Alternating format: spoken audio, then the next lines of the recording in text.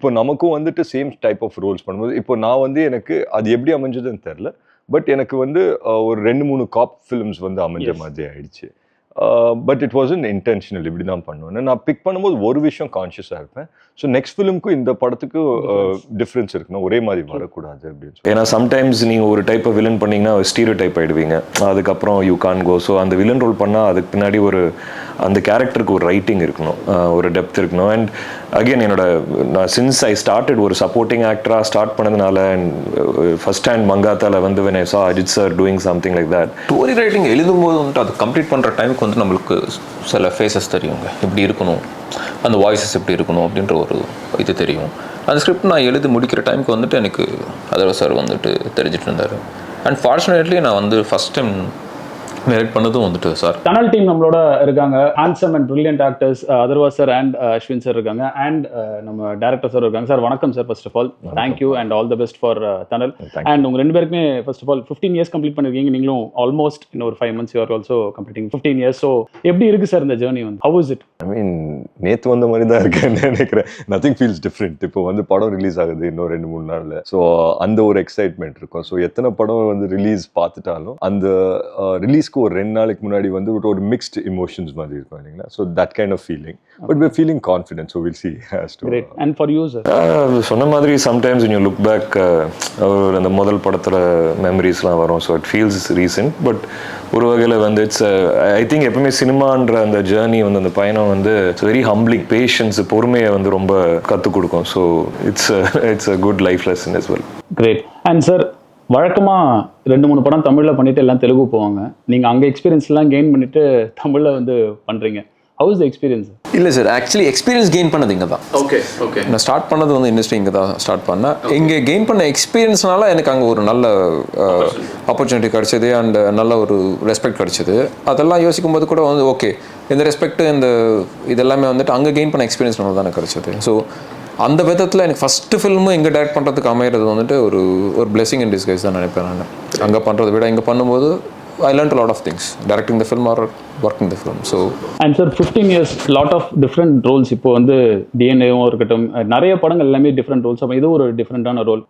இப்படியே இதே பேட்டர்னில் இதே ஒரு பேட்டர்னாக வச்சுக்க போறீங்களா? டிஃப்ரெண்ட்டாக மட்டும்தான் பண்ணணும். ஏன்னா நீங்களும் அந்த மாதிரி தான் ஒரு டிஃப்ரெண்டான பேட்டர்ன் தான் பண்ணிட்டு வந்திருக்கீங்க. இது வந்து இதே ட்ரெண்ட் கண்டினியூ பண்ண போறீங்களா? இதுக்கப்புறம் இல்லை going to have any specific இல்லை இந்த மாதிரி பண்ணலாம் அப்படின்ற ஏதாவது பிளான்ஸ் இருக்கா?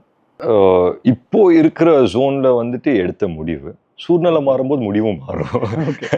ஸோ சினிமா இஸ் எவால்விங் இல்லைங்களா ஆன் அ டெய்லி பேசிஸ். இப்போ நமக்கும் வந்துட்டு சேம் டைப் ஆஃப் ரோல்ஸ் பண்ணும்போது இப்போ நான் வந்து எனக்கு அது எப்படி அமைஞ்சதுன்னு தெரில. பட் எனக்கு வந்து ஒரு 2-3 காப் ஃபிலிம்ஸ் வந்து அமைஞ்ச மாதிரி ஆயிடுச்சு. But it wasn't intentional. இப்படி தான் பண்ணுவேன். நான் பிக் பண்ணும்போது ஒரு விஷயம் கான்ஷியஸாக இருப்பேன். ஸோ நெக்ஸ்ட் ஃபிலிமுக்கும் இந்த படத்துக்கும் டிஃப்ரென்ஸ் இருக்குன்னா ஒரே மாதிரி வரக்கூடாது அப்படின்னு சொல்லி பார்ப்பேன். ஸோ அந்த விதத்தில் I think that tunnel will be different from the other 2 நான் காப் படம் பண்ணியிருக்கேன்னா அதை விட வித்தியாசமாக தான் இருக்கும் டனல். அதில் there's no second thoughts. But I think every film has to be different from the next one to be exciting. And cinema எப்படி ப்ராக்ரெஸ் ஆகுதோ to stay relatable you'll also have to pick scripts like that இல்லைங்களா. So that's my zone as a super. ஸ்பெசிஃபிக்காக டனல் என்ன reason sir? 15th year வந்து படம் release ஆகுது. அதே சமயத்தில் again it's a cop story but a different cop story.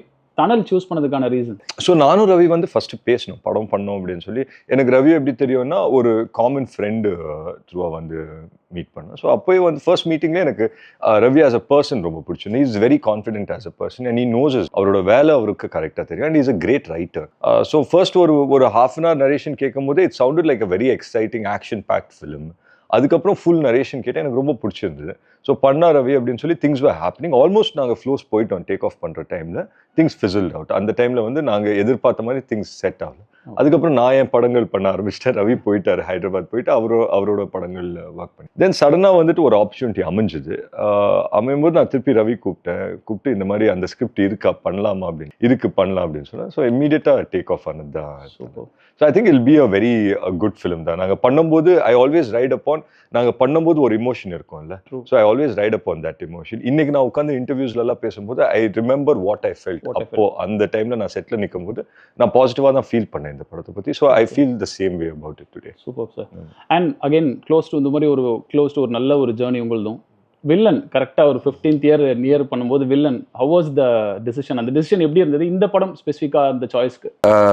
அந்த decision ஐ மீன் நான் ஒரு மூவி பஃபாகவே நான் நிறைய படங்கள் பார்க்கும்போது அந்த ஒரு ஐகானிக் வில்லன்ஸ் இருக்கும்ல, அது வந்து அந்த மாதிரி வில்லன்ஸ் பண்ணோன்னே எப்பவுமே ஆசை இருக்கும். பட் அந்த மாதிரி சுச்சுவேஷன் அமையல. வெதர் ஏன்னா சம்டைம்ஸ் நீங்கள் ஒரு டைப் ஆஃப் வில்லன் பண்ணிங்கன்னா ஸ்டீரியோ டைப் ஆகிடுவீங்க, அதுக்கப்புறம் யூ கான் கோ. ஸோ அந்த வில்லன் ரோல் பண்ணால் அதுக்கு பின்னாடி ஒரு அந்த கேரக்டருக்கு ஒரு ரைட்டிங் இருக்கணும், ஒரு டெப்த் இருக்கணும். அண்ட் அகெயின் நான் சின்ஸ் ஐ ஸ்டார்டட் ஒரு சப்போர்ட்டிங் ஆக்டராக ஸ்டார்ட் பண்ணதுனால அண்ட் ஃபர்ஸ்ட் ஹேண்ட் மங்காத்தால வந்து when I saw Ajith sir doing something like that and அந்த படம் broke certain rules இல்லையா of what actors should do, shouldn't do and all that. So that was there in my mind. Ravi sir approach பண்ணும்போது I really liked the backstory of the character and the space and how this character fits in and how he's impacting. It's not just a loud guy or like some psycho அந்த மாதிரி இல்லாம இது கொஞ்சம் layered ஆன ஒரு character.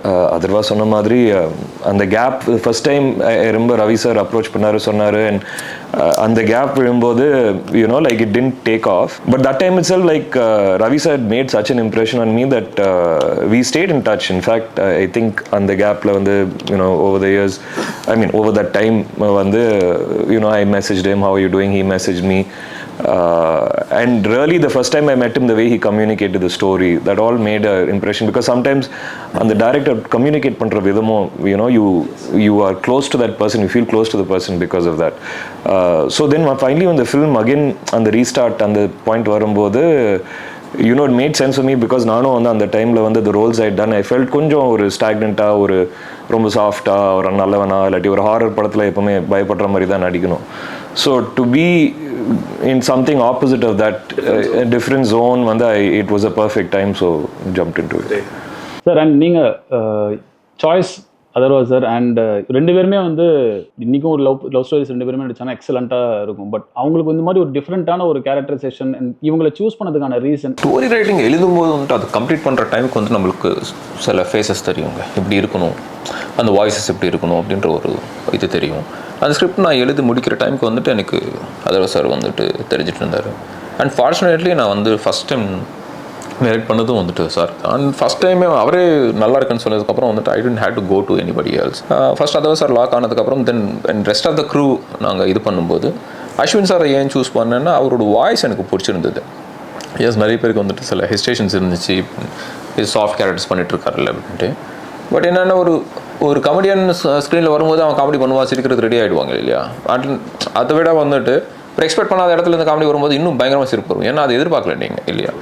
So அவர் இது வரைக்கும் அது மாதிரி கேரக்டர்ஸ் பண்ணலன்னும் போது ஃபஸ்ட் டைம் அவர் வந்து அந்த ரோல் ப்ளே பண்ணும்போது அது இன்னும் பெட்டராக கன்வே ஆகும்னு நான் நினச்சேன். அண்ட் அது ஷூட் பண்ணும்போது எங்களுக்கு அந்த இதுவும் வந்துச்சு. அண்ட் முடிக்கும்போது வந்துட்டு அது இன்னுமே வந்து என்ஹான்ஸ் ஆச்சு.